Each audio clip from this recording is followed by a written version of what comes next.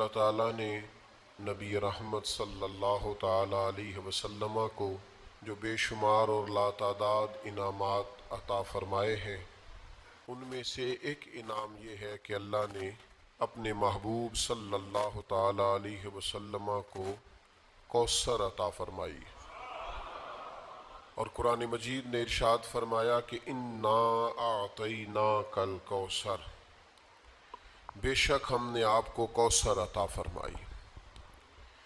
یہ کوثر کیا ہے؟ ایک تو اس کے بارے میں کئی اقوال ہیں۔ ایک قول یہ ہے کہ جنت میں ایک نہر ہے جس کو کوثر کہا جاتا ہے،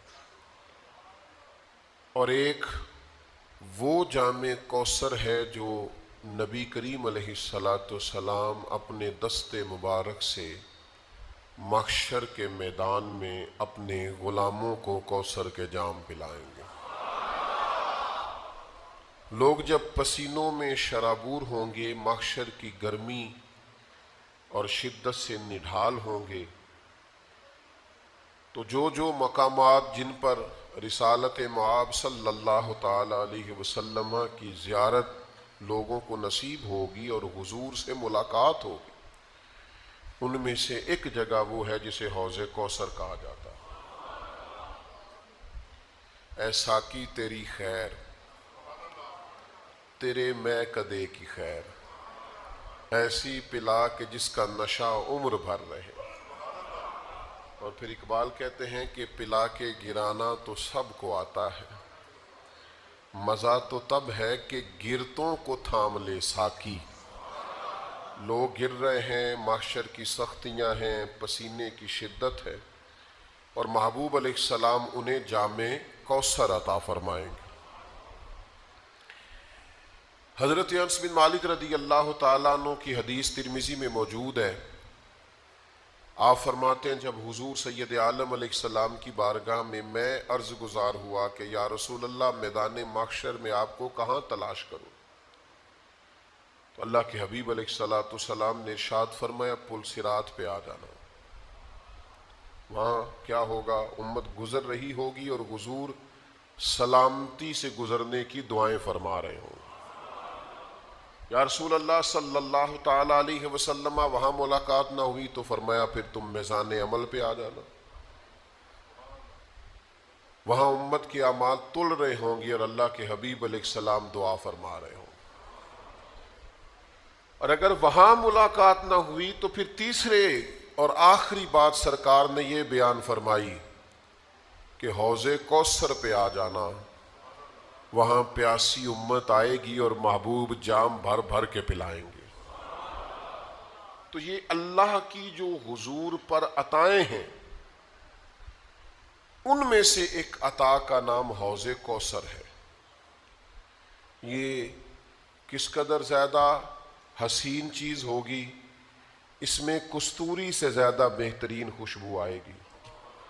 اور خود حضور بیان فرماتے ہیں، کریم فرماتے ہیں، یہ حوض کوثر کا جو جام ہوگا یہ شہد سے زیادہ میٹھا ہوگا۔ حضور سید عالم صلی اللہ تعالی علیہ وسلم نے یہ نہیں فرمایا شہد جتنا میٹھا ہوگا، فرمایا شہد سے زیادہ میٹھا ہوگا اور دودھ سے زیادہ سفید ہوگا۔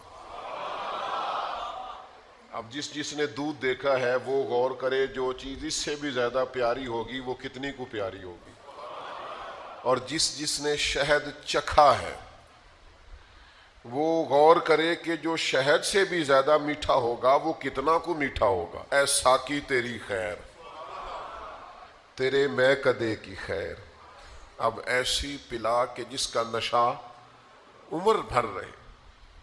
تو اس کی یہ کیفیت حوض کوثر کی جو میدان محشر میں، یہاں بھی سبیلیں لگتی ہیں، محافل میں، اجتماعات میں، کہتے ہیں میں نے ٹھنڈے پانی کی سبیل لگانی۔ ہم پوچھتے ہیں صرف ٹھنڈا؟ کہتے ہیں نہیں، ٹھنڈا بھی اور میٹھا بھی۔ پھر کچھ تھوڑا اور آگے بڑھتے ہیں، کہتے ہیں میں نے بھی سبیل لگانی ہے۔ کس بات کی؟ کہتے ہیں میں نے سبیل لگانی ہے دودھ کی۔ اور پھر اس پر کچھ لوگ کھڑے ہوتے ہیں، وہ مسکرا کے جام دے رہے ہوتے ہیں، اور وہ پلا رہے ہوتے ہیں، اور پینے والے بصد شوق اپنی پیاس بجھانے کے لیے، اور بعض اوقات لوگ دیر سے پہنچتے ہیں کیونکہ دور سے چلتے ہیں، تو آتے ہی چاہتے ہیں کہ کچھ تھوڑا سا نا پینے کو ملے. تو اعلیٰ حضرت بریلوی فرماتے ہیں محشر میں پتہ کیا ہوگا؟ ٹھنڈا ٹھنڈا میٹھا میٹھا. پیتے ہم ہیں پلاتے یہ ہیں، ہم پئیں گے اور حضور ہمیں پلائیں گے. محشر کے میدان میں بھی سبیل لگے گی. تو وہ کس برتن سے پلائیں گے؟ حضور نے برتنوں کے بارے میں بھی بتایا، یہ بھی حدیث میں موجود ہے. نبی پاک علیہ السلام فرماتے ہیں سیاہ رات میں جتنے تارے آسمان پر نہیں چمکتے، اتنے جنت کے برتن آئیں گے جن برتنوں سے میں اپنے امتیوں کو جام کوثر پلاؤں گا. اتنے برتن ہوں گے. اور یہ آپ ذرا غور فرمائیے، یعنی شہد سے زیادہ میٹھا، دودھ سے زیادہ سفید، کستوری سے زیادہ خوشبودار. اب اگلی جو بات ہے نا وہ زیادہ قابل غور ہے، اور زیادہ قابل غور ہے، اور زیادہ قابل غور ہے، اور زیادہ قابل غور ہے. وہ ٹھنڈا بھی بڑا ہے، میٹھا بھی بڑا ہے، سفید بھی بڑا ہے، خوشبو بھی بڑی ہے. برتن بھی وہ ہیں جو آسمان کے ستاروں کے برابر برتن ہے. پر ان سب سے بڑا لطف یہ ہے کہ ملے گا مدینے والے محبوب کے ہاتھوں سے. جام کوثر حضور پلائیں گے، نبی کریم علیہ السلام کے دست مبارک سے ملے گا، حضور عطا کریں گے. یہ ایسی بات ہے کہ جس پر انسان کی روح وجد کرتی ہے کہ یعنی حضور کے دست مبارک سے. ذرا دیکھیے نا کہ قبر میں انسان لیٹا ہے اور قیامت تک سویا ہے، اور پھر قیامت آئی ہے وَإِذَا الْقُبُورُ بُعْثِرَتْ، اور قبریں کریدی گئی ہیں، اور پھر وہ اٹھا ہے. يَوْمَ نَحْشُرُ الْمُتَّقِينَ إِلَى الرَّحْمَنِ وَفْدًا، پھر وہ اللہ کے حضور مہمان بنا کر پیش ہونے والا ہے. پھر وہ محشر کے میدان میں آیا ہی ہے، اسے سبیل نظر آئی ہے. اور جب اس نے غور سے دیکھا ہے تو چہرہ والضحیٰ کا ہے، آنکھیں ماں زاغ کی ہیں، اور پیشانی والفجر کی ہے، اور سینہ علم نشرح کا ہے، اور ہاتھ ید اللہ کے ہیں، اور ان میں کٹورے پکڑے ہیں محبوب نے. اے ساقی تیری خیر تیرے میں کدے کی خیر، اے ساقی تیری خیر تیرے. اب ایسی پلا کہ جس کا نشہ عمر بھر رہے. تو حضور فرماتے ہیں میں پلاؤں گا نا غلاموں کو. اور پھر دیکھیں اس کی بابت جو تفصیلات ہیں وہ بھی حضور خود بیان کرتے ہیں. نبی کریم صلی اللہ تعالی علیہ وسلم فرماتے ہیں، صحیح بخاری میں حدیث موجود ہے، حضور فرماتے ہیں میں تمہاری بہتری کے لیے تم سے پہلے حوض کوثر پر موجود ہوں گا.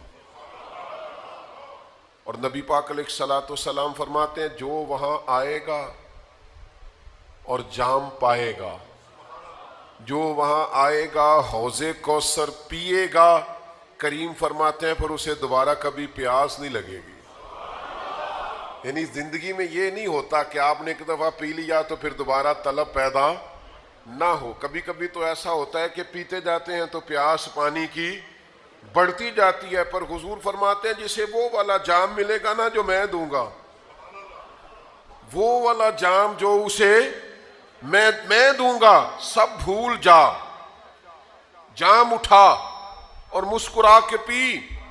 جسے میں وہ جام دوں گا اسے دوبارہ کبھی پیاس طیبہ سے منگائی جاتی ہے، سینوں میں رچائی جاتی ہے. توحید کی میں پیالوں سے نہیں نظروں سے پلائی جاتی ہے. فرمایا وہ اسے دوبارہ کبھی پیاس، اس کی طلب پیدا کرو نا یار، اس کا شوق پیدا کرو نا، اس کا تصور باندھو نا. اچھا پھر ایک حدیث امام طبرانی لائے ہیں. ہم چونکہ گناہگار لوگ ہیں تو ہم نا کوئی رحمت کا سہارا ڈھونڈتے پھرتے ہیں کہ کوئی سہارا ہاتھ لگے تو کوئی تصور باندھے کہ ہو گیا کرم. میدان محشر میں حوض کوثر پہ پہنچ گئے اللہ کے فضل سے. ابھی حساب نہیں دیا، ابھی پل صراط نہیں دیکھی، خدا نے فضل کیا اور حوض کوثر پہ پہلے پہنچ گئے. جام پی لیا، محبوب کے ہاتھوں سے پی لیا۔ تو میں سوچا کرتا تھا کہ حضور نے جام دے دیا، پی لیا، محبوب سے پینے کے بعد بھی حساب دینا پڑے گا۔ حضور جام کوثر دے دیں گے تو اس کے بعد بھی پل صراط آئے گا۔ وہ جام مل گیا، کرم نوازی ہو گئی، رحمت ہو گئی، محبوب نے خود دستے مبارک سے پلایا، تو کیا اس کے بعد بھی محشر کی سختیاں آئیں گی؟ تو امام طبرانی حدیث لائے ہیں، نبی کریم صلی اللہ تعالی علیہ وسلم نے نا اشارتاً بات بیان کی، اشارتاً، پر قربان پچھانن والے ہیں تو ایک گل جان گئے گل کھول دے نہیں۔ یہ نہیں فرمایا نبی پاک نے کہ حوض کوثر پہ آ گیا تو اب حساب نہیں ہوگا، یہ نہیں فرمایا۔ آپ نے زیادہ غور کرنی ہے، میں نے کہا ہے قربان پچھانن والے ہیں تو گل جان گئے پر گل کھول دے نہیں۔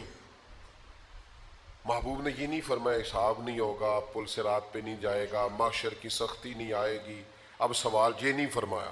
امام طبرانی نے حدیث کے لفظ لکھے ہیں، نبی پاک ہیں افصح العرب، حضور فصیح و بلیغ بات کرتے ہیں، ایک جملہ کہہ کے اس کے اندر سمیٹ دیتے ہیں کریم سارے مفاہیم، سارے معنی۔ امام طبرانی حدیث لائے ہیں، نبی کریم علیہ الصلوۃ والسلام نے فرمایا میں تمہاری بھلائی کے لیے حوض کوثر پر پہلے سے موجود ہوں گا۔ حضور فرماتے ہیں جو حوض کوثر پہ آ گیا وہ کامیاب ہو گیا، باقی تسی ہن آپ صاحب کر لینا سارا۔ قربان پچھانن والے آ تو گل جان گئے گل کھول دے، گل کھول دے۔ فرمایا جو آ گیا وہ کامیاب۔ میں نہیں تو دسنا کہ ان صاحب ہونا ہے کہ نہیں ہونا۔ اتھوں جام پین تو بعد ان پل صراط لگنی ہے کہ بھائی اتنے لفظ حضور نے کہے جو آ گیا وہ کامیاب۔ معنی کیا ہے؟ تو کسی طریقے سے حوض کوثر تک پہنچ جا، تو بس اس سبیل کا، اس لنگر کا پانی پی جو محبوب دستے مبارک سے پلاتے۔ تو ایک دفعہ نہ وہاں سے پی، حضور فرماتے ہیں تیری صدیوں کی پیاس بھی بجھے گی، دوبارہ کبھی پیاس بھی نہیں لگے گی، اور تو آ جا بس۔ اگر تو بمصطفیٰ برساں خیش را کے دی ہما اوست، اقبال کہتے ہیں اپنے آپ کو گھسیٹ کے نا مدینے والے کے قدموں تک لے جا، یہی سارا دین ہے۔ میں یہاں پہنچ گیا دین تک، کل دین تک تو آ گیا۔ فرماتے ہیں تو حوض کوثر تک آ جانا اور پھر جام پی لینا اور پھر تو کامیاب ہے۔ مجھے لگتا ہے کہ وہ جام پینے سے انرجی اتنی آئے گی، حافظہ اتنا مضبوط ہوگا کہ سوالوں کے جواب بھی آ جائیں گے۔ رضا پل سے وجد کرتے گزریے کہ ہے رب سلیم صدائے محمد صلی اللہ علیہ۔ اور پھر جب رستے میں ہوتے ہوئے محبوب سے کوئی جام پی کے آیا اور ادھر سے جام پی کے وہ رب کے حضور حاضر ہوا، تو پھر اساں جے ہاں گناہیاں دا جدوں اعمال نامہ پھرول ہوئے، ذرے ذرے نے سامنے آ جانا ہے، جو جو منہ تھی بولیا بول ہوئے، اساں اتھے کول حضور دے بیٹھ رہنا ہے، پئی لکھ عمل ترکڑی تول ہوئے، پھر او دے کولوں کی رب نے حساب لینا جیڑا بیٹھا ہی محمد دے کول ہو۔ اب ادھر سے جام پی کے آ رہے ہیں، کریم نے اپنے دستے مبارک سے دیا ہے۔ مجھے بتاؤ نا، جو مہمان ہو اور جس کے میزبان رسول رحمت ہو، حضور میزبانی کر کے بھیجیں تو کیا رب کی بارگاہ میں پھر حساب کتاب ہونا ہے؟ مہمانوں کا تو اعزاز ہوگا، یوم نحشر المتقین الی الرحمن وفدا۔ تو یہ جامع کوثر ہے جو محبوب کے دستے مبارک سے صبح قیامت اللہ تعالیٰ سب کو جامع کوثر عطا فرمائے، سب کے ماں باپ کو عطا فرمائے، بہن بھائیوں کو عطا فرمائے، بیوی بچوں کو عطا فرمائے، پڑوسیوں کو عطا فرمائے، سنگیوں کو عطا فرمائے، پیر بھائیوں کو عطا فرمائے، استادوں کو عطا کرے، مرشد کو عطا کرے، شاگردوں کو عطا کرے۔ وہ کریم ہے نا، مہربانی بڑے ہیں۔ یہ کوئی عام جام ہے جو ختم ہو جائے گا، وہاں سے کل کائنات بھی پیے گی تو انشاءاللہ پیتی ہی رہے گی، وہ پیتی رہے گی۔ 2 کلو کھجوریں دی تھی نا حضرت ابو ہریرہ کو، فرمایا کھولنا نہ بکھاتے رہنا. فرماتے ہیں جناب عثمان غنی کا دور آ گیا, کو 20 سال تک کھائی ہیں ختم ہی نہیں ہوئی. وہ تو ایک دن کھول بیٹھے. شرط جو تھی وہ انسان کی فطرت ہے نا, اسے کہا جائے ساری جنت سے کھاؤ درخت کے قریب نہ جانا. اتنی بڑی جنت چھوڑ کے پھر انسان چلا ہی جاتا ہے, تو دیکھ بیٹھے. تو بھائی حوضے کو کچھ لوگ ایسے ہوں گے جن کو جام کوثر بڑا خوب ملے گا, خوب ان کو نوازا جائے گا, جام کوثر دیا جائے گا. تو یا رسول اللہ سب سے پہلے کسے ملے گا؟ ہمارے ہاں نا دوستیاں بنتی ہیں, تعلقات بنتے ہیں, پر وہ اس طرح بنتے ہیں یا مزاج ملتے ہوں یا مفادات ملتے ہوں. مزاج نہ ملے, مفاد نہ ملے تو ہم آپس میں دوستیاں کرنے کو تیار نہیں ہوتے. خدا کے بندو, اگر چاہتے ہو نا دوستی میں لذت رہے, بھائی چارے میں حسن رہے, پیر مرید کے رشتے میں ہمیشہ روحانیت برقرار رہے, استاد شاگرد کا رشتہ ہمیشہ معتبر رہے, مضبوط رہے, تو اس کا ایک ہی حل ہے, اس رشتے کی بنیاد اللہ کی رضا بناؤ. اس میں کوئی ذرا برابر بھی دنیاوی منفعت نہ ہو, ذرا سا بھی لالچ نہ ہو. اس کو تجارت نہ بنائیں, محض اللہ کی رضا کے لیے. یہ کر کے تو دیکھیں آپ محسوس کریں گے کہ میرا وجود پھولوں کی طرح ہلکا پھلکا ہو گیا, فقط اللہ کی رضا کے لیے. ہمارے ہاں تعلقات بنتے ہیں, لیکن کہہ چکا ہوں یا مزاج ملتے ہوں یا مفاد ملتے ہوں. اگر نہ ملیں تو ہم تعلقات کو چلانے کو تیار نہیں ہوتے. میرے نبی پاک علیہ الصلوۃ والسلام نے ارشاد فرمایا, کنز الامال میں حدیث موجود ہے, حضور فرماتے ہیں میرے حوض کوثر پر سب سے پہلے وہ لوگ آئیں گے جو ایک دوسرے سے اللہ کی رضا کے لیے محبت کرنے والے ہوں. سب سے پہلے انہیں جام ملے گا. یہ بتانا نہ کسی کو, لیکن اپنے دل سے پوچھ لینا ہے صحیح کسی سے اللہ کی رضا کے لیے محبت؟ کوئی لالچ نہیں. ہمارے اسا فرمایا کرتے تھے ہم تو کسی سے اس بات کا بھی وہ درویش تھے نا ایک, تو انہوں نے اپنے مرشد سے کہا ایک نظر ہی ڈال دیں, تو فرمانے لگے تو نے تو کہا تھا کہ تو کبھی سوال ہی نہیں کرے گا, پوری نظر کا ہی سوال کر دیا تو نے. اتنا بھی لالچ منع ہے, اتنا بھی بوجھ منع. جب آپ نے محض اللہ کے لیے پیار کیا تو مسکرا دے تب بھی ٹھیک ہے, ناراض ہو جائے تب بھی ٹھیک ہے, آ جائے تب بھی ٹھیک ہے, منع کر دے, وہ جس حال میں پھر رہے. کیونکہ ہماری محبت اس لیے نہیں کہ میری بات مانے گا تو محبت ہے, اس لیے نہیں کہ میرے ساتھ ٹھیک چلے گا تو محبت ہے, میرے طرف آئے جائے گا. محبت تو ہے اللہ کی رضا کے لیے. تو جب اللہ کے لیے محبت ہے تو پھر اس میں ذرا سا بھی کہیں کوئی شائبہ اپنی مرضی کا نہیں ہونا چاہیے. فرمایا تو محض اللہ کے لیے اگر کسی سے محبت کرتا ہے تو سب سے پہلے کوثر کا جام, تو سب پیچھے تعریف سن لی یہ ساری کوثر کی. فرمایا پہلا جام ان کو ملے گا جو کسی سے پیار کریں گے تو محض اللہ کی رضا کے لیے کریں گے. یہ کریں, یہ نہیں ہے تو بنائیں. اگر گنجائش ابھی تک سینے میں نہیں ہے تو یہ پورا باب ہے بخاری مسلم میں. کسی سے محبت کر دیا تو اللہ کے لیے, کسی سے نفرت کر دیا تو اللہ کے لیے, اپنی ذات کا بیچ میں سے سارا معاملہ ختم کر دیں. دوسرا پہلو یہ ہے کہ جام کوثر پہ وہ شخص آئے گا جو نبی پاک علیہ السلام سے کیے ہوئے وعدے پورے کرے گا. ہم جب کلمہ پڑھتے ہیں نا تو ہمارا حضور سے ایک معاہدہ ہو جاتا ہے کہ آپ نبی ہیں, ہم امتی ہیں, آپ آقا ہیں, ہم غلام ہیں, آپ ہمارے پیشوا ہیں, مقتدا ہیں, ہم آپ کے قدم بقدم چلنے والے. اب ہمیں اپنی مرضی نہیں کرنی, سنت اور شریعت کو دیکھنا. تو جو یہ وعدہ پورا کرے گا وہ حوض کوثر پہ آئے گا, اسے جام ملے گا. اور نبی کریم علیہ السلام نے فرمایا, مسند ابو یعلا میں حدیث موجود ہے, فرمایا جو مجھ سے کیے ہوئے وعدے توڑے گا وہ میری شفاعت نہیں پائے گا اور حوض کوثر پر بھی میرے پاس نہیں آ سکے گا. اسے وہاں آنے کی توفیق. یار کیا دیر ہے سنت پر عمل کرنے میں؟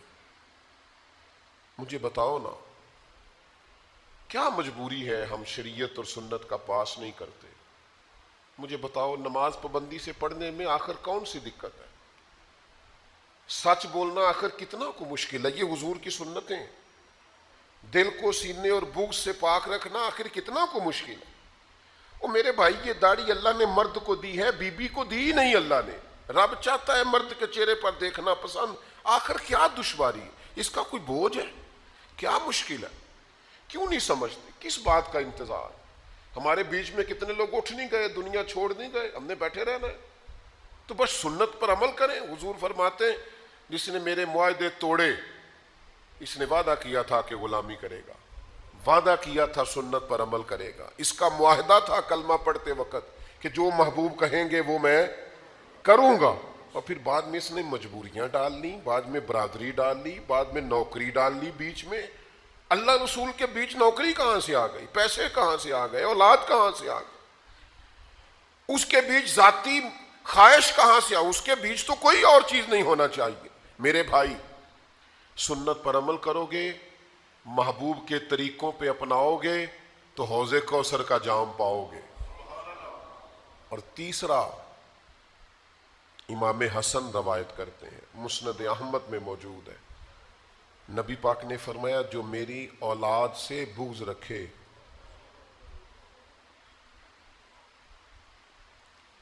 پڑھے جتنی مرضی نمازیں، کرے ہر سال حج، صدقات و خیرات اتنا دے کہ شرق و غرب میں لوگ اس کو سخاوت کی مثال مانیں، لیکن امام حسن فرماتے ہیں کریم نے فرمایا جو میری اولاد سے بغض رکھے گا وہ میرے حوض کوثر پہ نہیں آئے گا. مجھے آپ کا نہیں پتا، مجھے تو وہ بندہ اچھا نہیں لگتا جو میرے بچوں سے نفرت کرے. آپ کو بھی اس کا اندازہ ہوگا.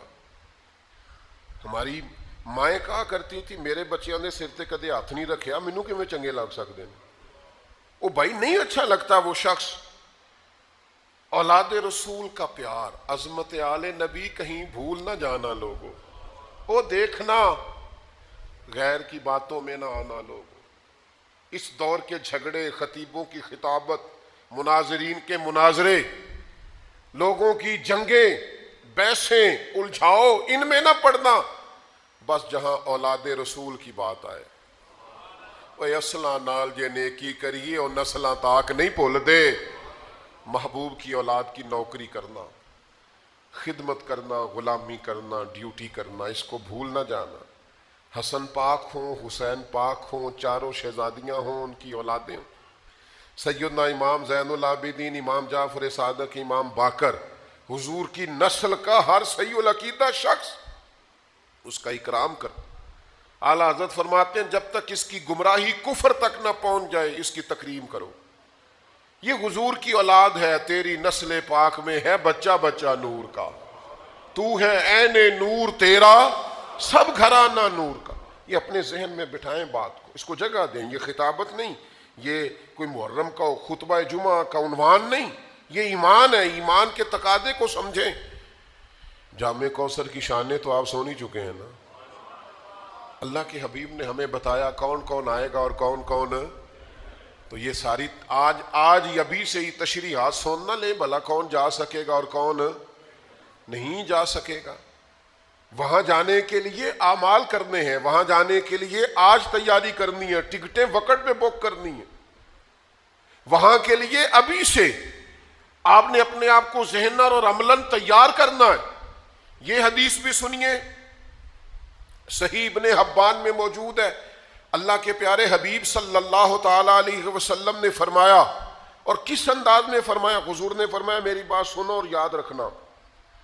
تو صحابہ فرماتے ہم ہمہ تنگوش ہو گئے، حضور خاموش ہو گئے. تھوڑی دیر کے بعد پھر فرمایا میری بات سنو اور یاد رکھنا. یہ کہہ کے حضور خاموش ہو گئے، ہم ہمہ تنگوش ہو گئے. کریم آپ تو اشارتاً کوئی بات کر دیں تو کمال ہو جاتی ہے، اور آپ نے ایک دفعہ نہیں 3 دفعہ فرمایا. تیسری دفعہ فرمایا سنو اور یاد رکھنا. 3 دفعہ محبوب نے تاکید کی، توجہ دلائی. پھر اگلے جملے ارشاد فرمائے. حضور علیہ الصلوۃ والسلام فرمانے لگے سنو میرے بعد ظالم حکمران آئیں گے. فرمایا تم نہ ان کے جھوٹ کی تصدیق کرنا اور نہ ان کے ظلم میں ان کی معاونت کرنا، ان کے جھوٹی باتوں میں ان کی تصدیق نہ کرنا۔ میں فلانی پارٹی کا ممبر ہوں تو جو مرضی وہ پارٹی کہے میں ہر صورت ان کے ساتھ، جھوٹ کا ساتھ نہ دینا اور ظلم پر ان کی معاونت نہ کرنا۔ اللہ کے حبیب صلی اللہ علیہ وسلم فرماتے جس نے ان کے جھوٹ میں ان کی تصدیق کی اور ان کے ظلم پر ان کی معاونت کی، وہ میرے حوض کوثر پہ نہیں آئے گا۔ یہاں آنے کی اسے اجازت، یہ جس مرضی پارٹی کے آپ ووٹر سپورٹر بن جاتے ہیں، آپ دیکھتے ہی نہیں اندر ظلم کتنا ہے، زیادتی کتنی ہے، ماضی کتنا خوفناک۔ سوچ سمجھ کر، اس لیے کہ یہ آپ مت سمجھیں کہ میرا ایک حکمران سے تعلق ہے، یہ مت سمجھیں کہ میں ایک حکومت کا معاون ہوں، یہ حکومتوں سے تعلق، یہ معاونت، یہ تصدیق، یہ کہیں ایسا نہ ہو کہ حضور کی دست مبارک سے جام کوثر پینے کے رستے میں رکاوٹ بن جائے۔ اپنی معاملات زندگی کو مرتب کریں۔ یہ آپ کو ابھی سے تیاری، دیکھو نا،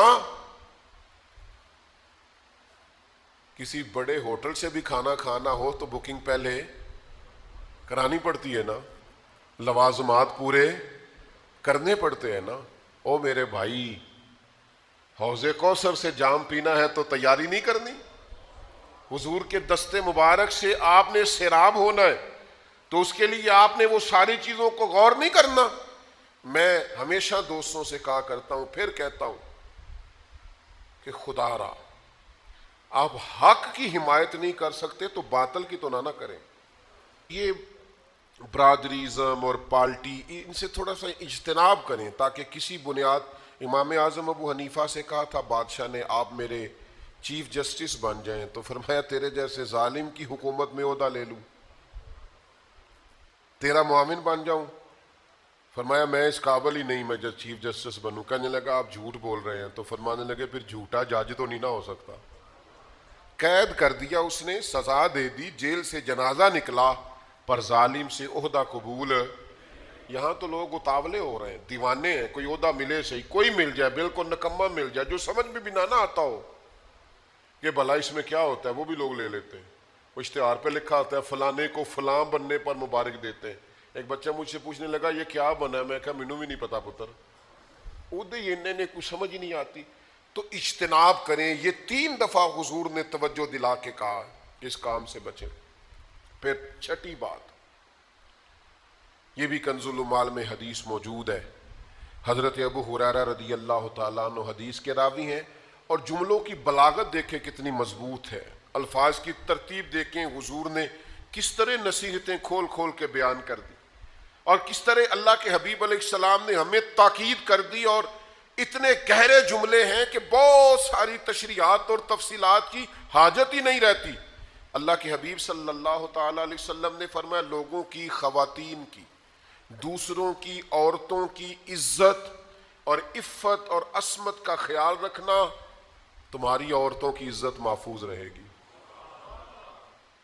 چاہتے ہو کہ بہو بیٹیاں گھر میں محفوظ رہیں تو ان کے لیے بہت زیادہ پردے لگانے سے عزتیں محفوظ نہیں ہوں گی، اونچے گھر بنا دینے سے، ممٹیوں کو تانے لگا دینے سے عزتیں محفوظ نہیں ہوں گی۔ فرمایا دوسروں کی عورتوں کی عزتوں کی حفاظت کرو، اللہ تمہاری عورتوں کی عزتوں کو محفوظ فرما دے گا۔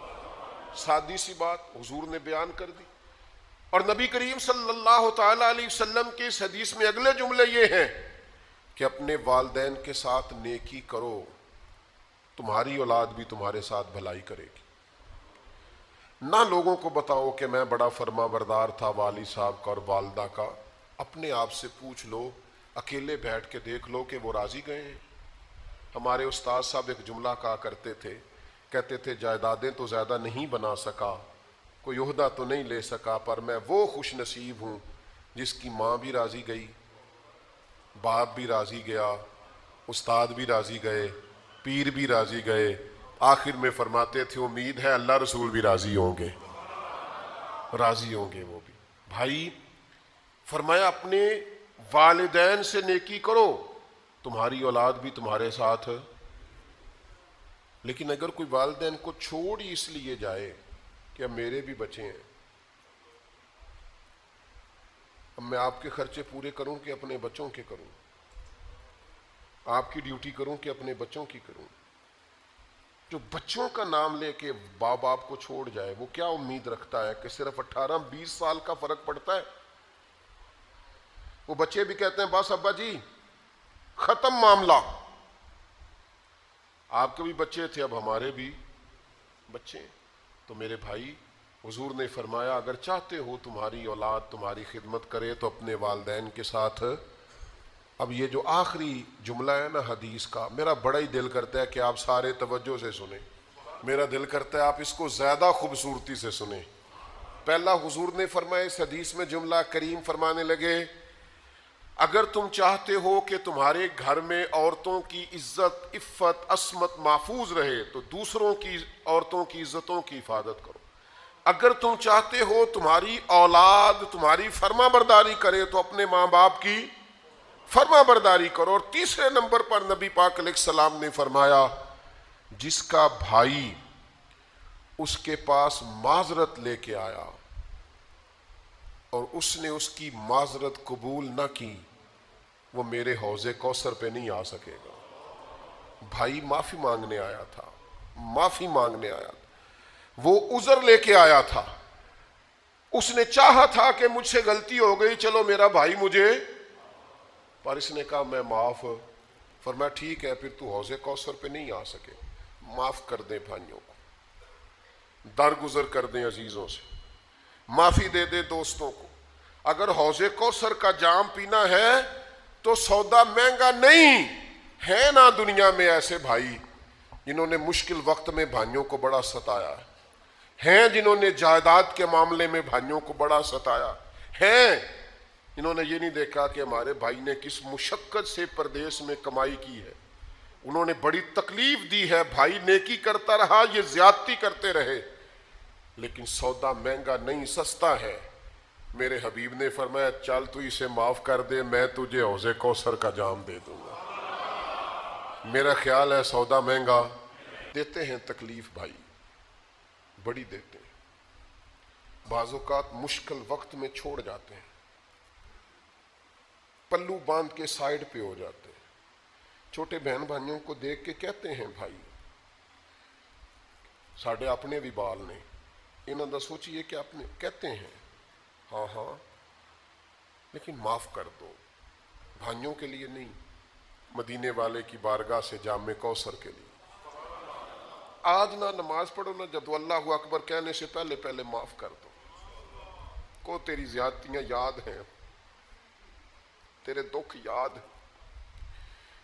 تیرے دیے ہوئے سارے گھاؤ یاد، تیری کی ہوئی ساری باتیں یاد ہیں، دل کی تختی پہ لکھے ہیں مشکل وقت میں تیرے بولے ہوئے جملے، تیری بیوی کی ہوئی باتیں، حتیٰ کہ تیرے سسرال کے کہے ہوئے ایک ایک لفظ یاد ہیں. پر جا تجھے معاف کیا، ہم نے سودا کر لیا ہے مدینے والے حبیب سے، ہم نے حضور سے سودا کیا ہے. حضور نے کہا ہے کہ تو بھائی کو معاف کر کے آنا میں تجھے کوثر کا جام دوں. تو ارادہ کر لیا ہے کوثر کا جام پینا ہے، کوثر کا جام پینا. تو بھائی معاف کر دیں، درگزر کر دیں. آج اللہ اکبر کہنے سے پہلے پہلے نا جمعے کا دماغ سے بھائیوں کے بارے میں ساری باتیں نکال دیں. ہم نے جام کوثر پینا ہے اور یہ کہہ کے پینا ہے کہ ساقی تیری خیر، تیرے میں کدے کی خیر، ایسی پلا کہ جس کا نشہ عمر بھر رہے. آخر دعویٰ یا الحمد.